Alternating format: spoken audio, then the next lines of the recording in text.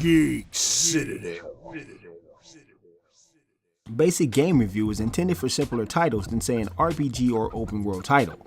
It's to give you the gist of what the game is about because the first couple of hours of the game is more than likely the structure of the game as a whole. A letter comes to Bernard's home with a plea for help from his good friend Green Tentacle. Bernard once visited the mansion to rescue a friend 5 years ago, but it looks like it's time for him to go Back to the mansion. Bernard returns to the mansion to free his friend, but he also makes the mistake of releasing the clinically insane Purple Tentacle. Purple Tentacle had a drink of the sewage flooding into the water behind the mansion. He was already pretty crazy, but now he's grown arms and vows to take all the world. The mad scientist, Dr. Fred, comes up with a scheme to easily recover Purple Tentacle. It involves sending Bernard and his two friends Hoagie and Laverne back in time to stop Purple from drinking the sewage. He sends the three back in time but somehow skimped on one vital component of the time machine, the power source. The imitation diamond explodes, which sends Hoagie to the past and Laverne to the future. Bernard must now discover a way to stop Purple Tentacle and also rescue Laverne and Hoagie in the process. Since this is a remaster, let's get right into what's changed from the original. The first thing we'll notice is the upscale to widescreen and beautiful 1080p. Second, we'll notice the distinct upgrade of the character models and the environments. Maniac Mansion Day of the Tentacle always had beautiful visuals, but now it looks like a cartoon come to life. One of the largest differences from the original is the complete overhaul of the interaction system.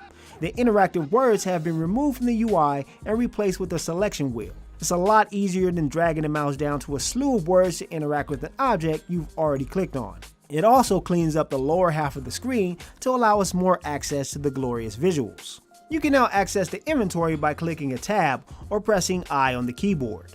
A couple of slice of life changes didn't make it into the remaster, mainly that you can't interact with a new item once the characters begin walking to a new area. You have to wait for Bernard and his friends to finish walking before selecting something new. Secondly, there are a few sounds that haven't been updated in the remaster. There's a room with a snoring man and Bernard even comments on how loud it is, but the sound doesn't exist in the game. It's a little bit of a nag, but similar sound choices happen in enough places that it's noticeable. Another thing that needed to change is how many items can be placed in the portal potty to transfer to different characters. It's kind of a pain to transfer an item from the inventory to the portal potty, switch characters, and have to do it again for the next item. If there was a way to put multiple items in and remove them all at once, it would be more convenient. Nothing has been altered much in the form of gameplay from the classic release. It's still a wonderfully designed adventure title with absolutely hilarious cutscenes accompanying every puzzle. I asked you a question. Okay, clown, that does it.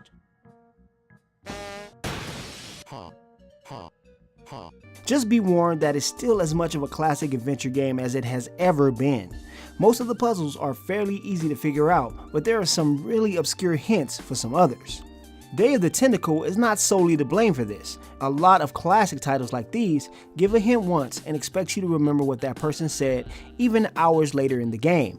These moments happen quite often, and since Day of the Tentacle is fairly open-ended, you'll find yourself with tons of items and no idea how to use them. Some hints are also incredibly vague, like the mention of a car wash bringing rain that happens in the future. However, the actual cart washing needs to happen in the past. At least the design team pokes fun at these hints, with achievements regarding some of the more insane versions. The best thing about Day of the Tentacle has always been the hilarious script and interaction with the various characters. The jokes still stand up well for this day and age, as I found myself chuckling from the multitude of interactions with the cast. I couldn't help but laugh at teeth-chattering George Washington and the constant updates on Purple Tentacle's rise to power. For all the upgrades that the remaster performs, it definitely didn't need any in the humor and story department. And let's not forget that there is a fully playable version of the original Maniac Mansion in the game. So you have a great game inside of a great game. It's incredibly meta. Maniac Mansion Day of the Tentacle Remastered looks amazing and has a hilarious storyline to keep the gameplay moving forward. It can also be slightly ambiguous puzzle-wise, but we're all in luck that the game is old enough to have tons of guides available. This is one of those titles that makes me miss the LucasArts that used to make these awesome games. Day of the Tentacle is one of those games that innovated the adventure genre. It's funny that this game from 1993 has more groundbreaking measures than a lot of adventure games released in 2016.